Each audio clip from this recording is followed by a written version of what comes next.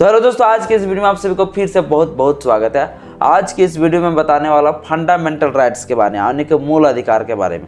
मैंने पिछले लेक्चर में बता दिया था कि संविधान के जो भाग नंबर 3 है, उस भाग नंबर 3 में जो है मूल अधिकार के बारे में चर्चा किया है, जिसमें से 12 से लेकर 35 तक अनुच्छेद हम लोग पढ़ेंगे सिर्फ मौलिक अधिकार के बारे में। जिसमें से 12 और 13 जो अनुच्छेद था, आज से हमको लगता है 1 महीना पहले वीडियो को अपलोड कर चुका हूँ, वो चीज़ आप जाके देख सकते हैं, डिस्क्रिप्शन में डाल दूंगा। 14 जो है और 14 से लेकर जो 18 तक जो अनुच्छेद है, जिसमें दिया गया है समानता का अधिकार। चूंकि 6 अधिकार है, समानता का अधिकार, स्वतंत्रता का अधिकार। आज हम लोग स्वतंत्रता का अधिकार पढ़ेंगे। समानता का अधिकार में जो अनुच्छेद दिया गया है 14 से लेकर 18 तक दिया गया है, जो कि मैं लेक्चर में बता चुका हूँ, आप वो भी डिस्क्रिप्शन में दे देंगे, वो भी वीडियो देखना चाहते हैं तो देख सकते हैं। 14 से लेकर जो 18 तक जो दिया गया है अधिकार, वो क्या है? समानता का अधिकार दिया गया। आज हम लोग पढ़ेंगे जो दूसरा अधिकार दिया गया है, स्वतंत्रता का अधिकार, फ्रीडम टू राइट्स। ठीक है, जो हमें स्वतंत्रता का अधिकार संविधान देता है, वो कौन कौन सा अधिकार है वो चीज़ देख लेंगे। और स्वतंत्रता के अधिकार में जो हम लोग कितना से कितना अनुच्छेद को पढ़ेंगे, तो स्वतंत्रता का जो अधिकार पढ़ेंगे हम लोग अनुच्छेद नंबर 19 से लेकर अनुच्छेद नंबर 22 तक जो हमें अधिकार दिया गया है, तो हम लोग इसमें स्वतंत्रता का अधिकार पढ़ेंगे। यानी कि 19 से लेकर 22 अनुच्छेद तक क्या दिया गया है? स्वतंत्रता का अधिकार दिया गया। तो हम उसमें से देख लेते हैं कि आर्टिकल नंबर 19 क्या कहता है। अनुच्छेद नंबर 19 जो है हमें कौन कौन सी प्रकार की आज़ादी देता है। तो सबसे पहले अनुच्छेद नंबर 19 को देखिए, सबसे पहला पॉइंट में लिखा गया है विचार और अभिव्यक्ति की आज़ादी, यानी कि अभिव्यक्ति की स्वतंत्रता भैया, यानी कि हम बोल सकते हैं, किसी से भी बातचीत कर सकते हैं। देखिए, बोलने की आज़ादी, मीडिया को एक दूसरे से बहस करने की आज़ादी, भाषण उषण देने की आज़ादी, यानी कि यही जो है सबसे पहले विचार और अभिव्यक्ति की जो स्वतंत्रता है, यही जो एक ऐसा अधिकार है जो लोगों को अभिव्यक्ति की आज़ादी देता है, यानी कि बोलने चलने की आज़ादी देता है। कोई भी देखिए पिक्चर वाले, ये यही अभिव्यक्ति आज़ादी को जो है ना लोग गलत तरीके से इस्तेमाल कर रहा है। जैसे फिल्मी दुनिया वाले लोग एकदम पूरा जो है लंगा टाइप का कपड़ा पहन रहे हैं, इसके साथ जो गाना जो ऐसे ऐसे गाना निकाल रहे हैं, ऐसे ऐसे सीन दिखा रहे हैं कि लोग जो है ना अभिव्यक्ति के हदें जो है पार कर चुके हैं। तो देखो भैया, किस डायरेक्ट संविधान में एक चीज़ का भी दिया गया कि स्वतंत्रता का अधिकार है, सभी को अभिव्यक्ति की आज़ादी है भैया, लेकिन किसी को ठेस पहुँचा के नहीं।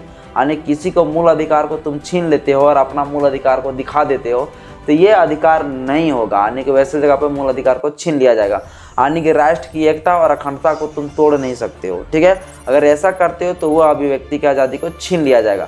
मान लो बाबू बोलने की आज़ादी है, स्टेज में बोलेगा, भाषण देगा, की करेगा? स्टेज में किसी को गरिया देगा कि मान लो हम मोदी के बारे में बता रहा है कि मोदी ये किया, वो किया, वो किया, तो ठीक है भैया, वो किया, तो हम जो उसके बारे में बोल सकते हैं, नहीं पुतला उतला जलाएंगे, हम उसको थोड़े जला दे रहे हैं, हम अभिव्यक्ति दे रहे हैं कि वो जो है इस तरह से किए, ये गलत किए हैं, तो हम उसकी पुतला को जला सकते हैं, ना कि हम उसको जला रहे हैं। तो ये आपको आज़ादी है, लेकिन ऐसे नहीं कि हम उसके लेके माँ बहन लगा के गाली दे दें, तो ये आपको अधिकार नहीं। यानी कि बोलने की आज़ादी है, लेकिन किसी की राष्ट्र की एकता और अखंडता को बनाए रखने के साथ साथ ये आपको बोल सकते हैं। यानी कि अभिव्यक्ति की आज़ादी जो है तो उसको हदें पार नहीं करना है, ये आपको बोलने की आज़ादी देता है। मीडिया को भी ये अधिकार देता है, मीडिया लोग जो है बहस कर सकता है। मीडिया लोग देखते हैं कहीं भी जो है मैकवा लेके घुस जाता है, तो ये उसकी आज़ादी है। लेकिन मीडिया वाले को भी एक चीज़ रोकता है कि भैया अपना मर्यादे के साथ ही पूछताछ करो, मर्यादे तक ही रहो।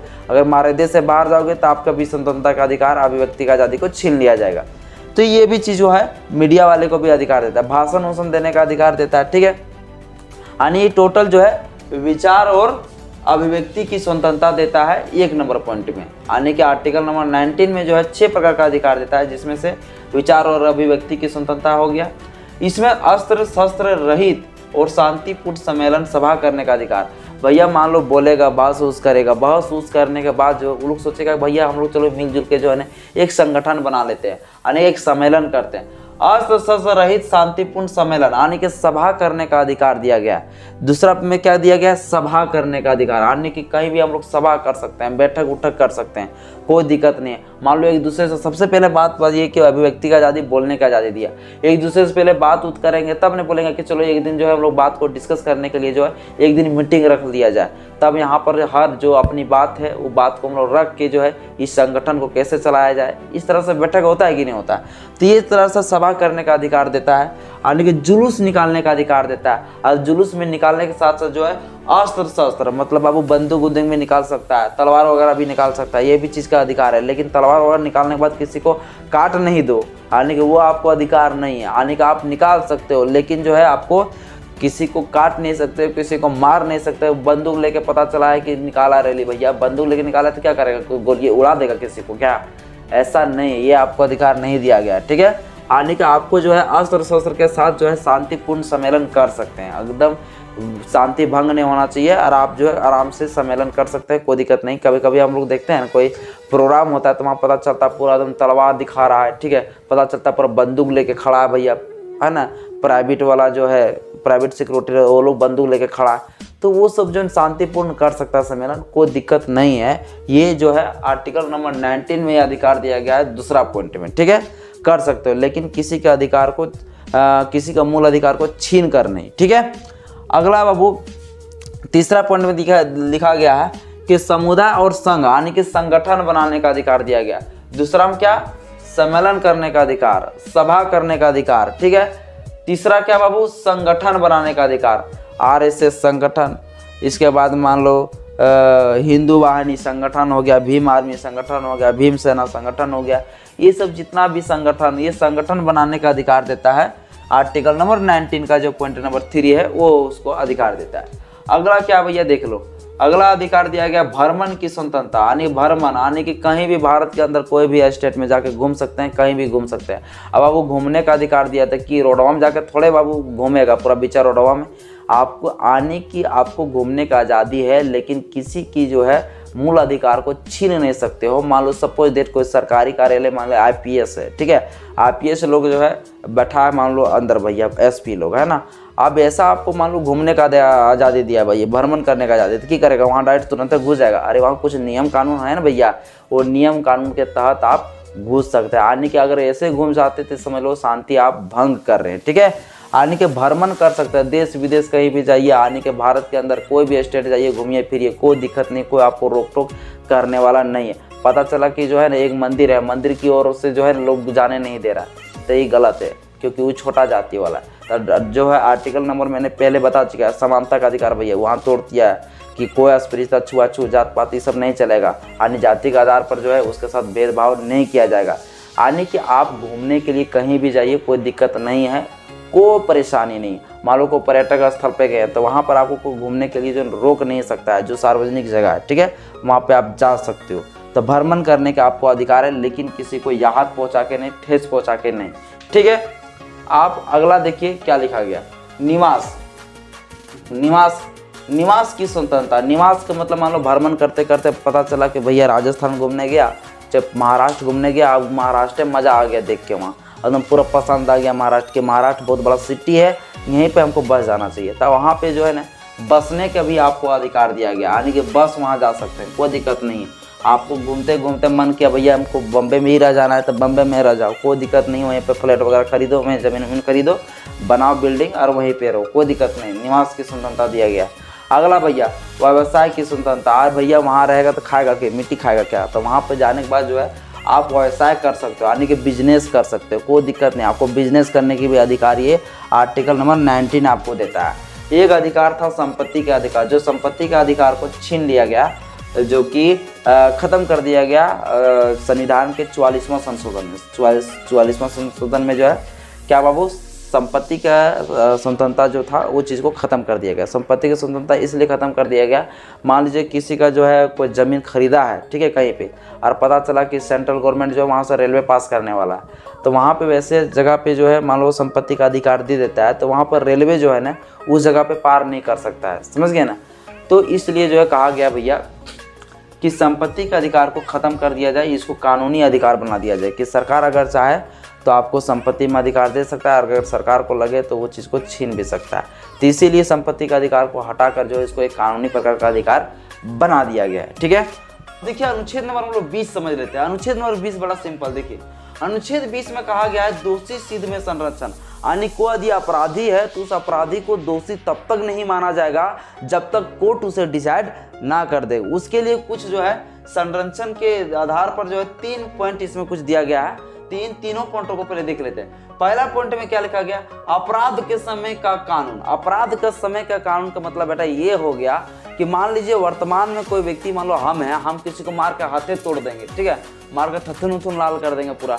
तो भैया अभी जो मुझे कानून लगेगा ना, जो धारा अभी लगेगा मेरे ऊपर, वही धारा 2026 में भी लगेगा। बाई चांस 2026 में सरकार डिसाइड कर दिया जाए कि भैया कि जो अभी व्यक्ति हाथ मार के किसी को तोड़ा है, उसको 2026 में जो है कानून बना दिया जाएगा, जो हाथ मार के तोड़ेगा ना उसको सजा फांसी हो जाएगा। लेकिन वर्तमान में क्या है, वर्तमान में जो हमको सजा होना चाहिए वही सजा 2026 में होगा। ऐसा नहीं कि 2026 में अलग कानून बना देगा कि हाथ तोड़ने पर फांसी सजा हो जाएगा, तो वैसा कानून नहीं चलेगा। यानी कि अपराध जिस समय किया है उस समय कानून क्या कहता है, वही कानून के तहत 2026 में भी जो है सजा होगा। 2027 में जो कानून बनेगा कि हाथ अगर तोड़ने पर जो है फांसी हो जाएगा, तो वो फांसी उससे नहीं होगा। यानी कि तुमको जो वर्तमान में जो अधिकार है, जो दिया गया है, वर्तमान में जो धारा लगेगा उसके तहत ही आपको उस समय भी सजा दिया जाएगा। यानी कि अपराध के समय का जो कानून होगा वही कानून के तहत आपको भी दोषी सिद्ध करेगा। ठीक है। अगला क्या है, एक अपराध की एक सजा, एक अपराध पर एक ही सजा होगा। एक अपराध के मतलब ये हो गया, मान लीजिए कोई व्यक्ति ऐसा है जो गाली गलौज किसी को देता है, मान लो हम किसी को गाली गलौज देते हैं, तब पुलिसवा हमको तो तुरंते बाबू पकड़ेगा, उठा के ले जाएगा। धमकी दे दिए तो हमको उठा के ले जाएगा पुलिस। अब पुलिस क्या करेगा बाबू, हमको चार्जशीट वगैरह पेश करके जो है ना तो कोर्ट भेज देगा, है ना, कोर्ट के पास चला जाएगा मैटर। अब कोर्ट डिसाइड करेगा भैया ये दोषी है या नहीं है। अब दोषी मान लो सिद्ध कर दिया जाए तो उसका जो सजा मान लो 3 महीना का, 3 महीना हमको जेल में रख दिया। ठीक है। अब 3 महीने के बाद हम निकलेंगे जब ने, तो भैया हम पूरा इंडिपेंडेंट हो जाएंगे, फ्रीडम हो जाएंगे। तो हम लोग जब उस समय कोर्ट से निकलेंगे ना भैया, तब हम जब जेल से निकलेंगे उस समय, तो जेल से निकलने के बाद ऐसा नहीं कि कोर्ट वाला या तो पुलिस फिर जो है उसी अपराध के लिए हमको फिर से दोबारा जेल में डाल दे। यानी कि एक बार अगर हमको दोषी सिद्ध कर दिया गया, एक बार हमको जेल ले गया, यानी कि मेरा जो सजा था वो सजा मेरा खत्म हो गया, अब दोबारा हमको जो है उसी अपराध के लिए जेल में नहीं ले जा सकता है। यही इसमें कहा गया है कि एक अपराध की एक ही सजा, यानी एक अपराध किया तो उसको एक ही बार सजा होगा, वही अपराध के लिए दोबारा तुमको जेल नहीं ले जा सकता है। यही इसमें बताया गया। अगला क्या, खुद के विरुद्ध गवाह नहीं, यानी खुद की विरुद्ध गवाह नहीं करना। ये होता है कि कभी कभी पुलिस जो है रिमांड में ले लेता है। ठीक है। रिमांड में लेने के बाद क्या करता है, पूरा ढहराता है, पूरा पीटता है, और अगर वो लड़का अगर कोई गलती भी नहीं किया है ना, फिर भी उसको जबरन इतना मारा जाता है कि जान का डर की वजह से जो है ना वो बोल देता है। ठीक है।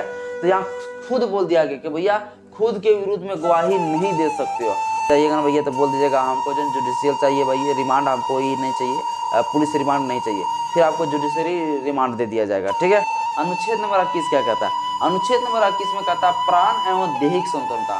प्राण एवं दैहिक स्वतंत्रता का मतलब ये हो गया कि भैया जीवन, प्राण का मतलब मान लो ये जीवन है, क्या है, जीवन है, लाइफ। ठीक है। प्राण एवं दैहिक स्वतंत्रता, यानी जीवन की स्वतंत्रता। जीवन की स्वतंत्रता मतलब क्या हो गया, आपको जिंदा रहने की स्वतंत्रता है भैया।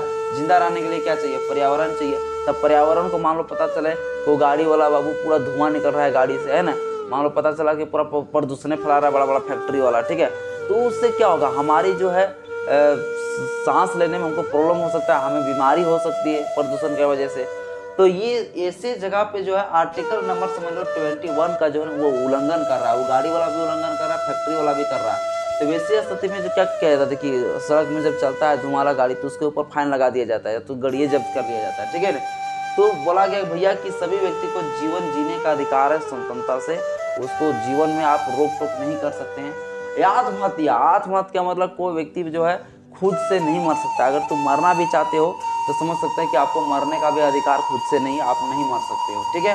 फांसी उसी नहीं लगा सकते हो, बस बाबू मर गया तो फिर खेला खत्म, और नहीं मरा तो फिर आईपीसी के धारा 209 के तहत जो है आपको फांसी के जो आत्महत्या करने के जो आप प्रयास किए थे उसके तहत जो है 209 आईपीसी के तहत आपको सजा हो जाएगा। ठीक है। यानी खुद से भी आप नहीं मार सकते, आपको मारने का अधिकार नहीं। स्वास्थ्य के प्रति ध्यान देगा, क्योंकि जीवन जीने के लिए स्वास्थ्य बढ़िया चाहिए भैया। इसीलिए देख सकते हैं कि स्कूल वगैरह में जो होता है ना, खिचड़ी वगैरह खिलाया जाता है, पोलियो वगैरह दिया जाता है। तो 6 साल से लेकर 14 साल तक जो है कोई बच्चा का फीस वगैरह नहीं लिया जाता, खिचड़ी उचड़ी भी देता है। अभी देखिए स्कूल में जो है ना सेब वगैरह भी बांट रहा है, अंडा उंडा भी बांट रहा है। ये क्यों, क्योंकि हेल्थ के प्रति ध्यान दिला रहे हैं सरकार, हेल्थ के प्रति ध्यान दे रहा है। पापा घर से नहीं दे रहा है, संविधान में लिखा है भैया, इसीलिए जो है वो कर रहा है। ठीक है ना। जो इसके प्रति सरकार को ध्यान देना चाहिए, यानी कि आत्महत्या नहीं कर सकते हो, पर्यावरण को प्रदूषित नहीं कर सकते हो, ताकि जीवन जो अच्छा जी सके। दूसरा में क्या, आत्महत्या को व्यक्ति अपने से नहीं कर सकते हो। स्वास्थ्य का मतलब जो है सरकार जो स्वास्थ्य के प्रति ध्यान देगा भैया, क्योंकि स्वास्थ्य अगर बढ़िया ना, इसलिए देखिए सरकारी हॉस्पिटल भी खुला हुआ है। सरकारी हॉस्पिटल क्यों खुला हुआ है? ताकि स्वास्थ्य के प्रति ध्यान दे, ठीक है। तो ये चीज़ हो गया।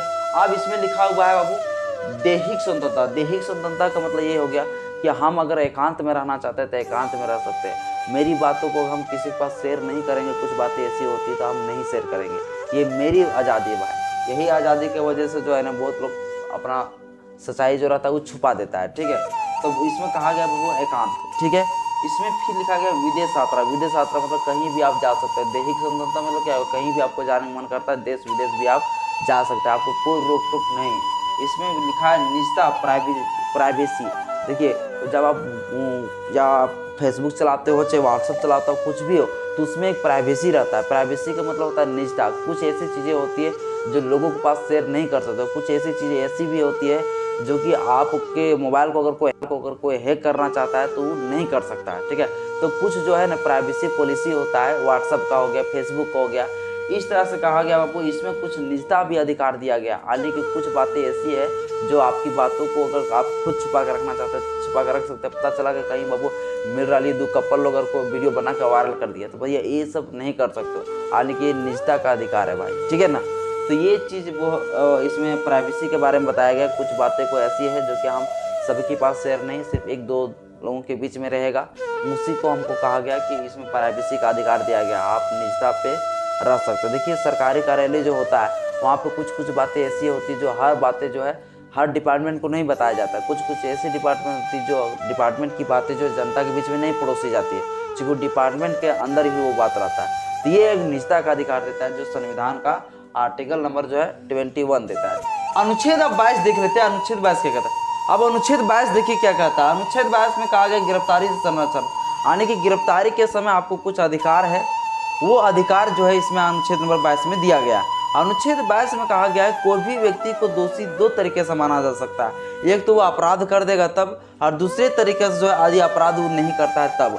यानी जो अपराध कर देता है, अपराध करने के बाद जो सजा दिया जाएगा उसे कहा जाता है दंडात्मक अपराध, यानी कि उसमें जो है पनिशमेंट हो जाएगा। यानी कि वैसे अपराध जो क्या हो जाएगा कि मतलब अपराध के बाद हो उसे दंडात्मक अपराध कर सकते हैं।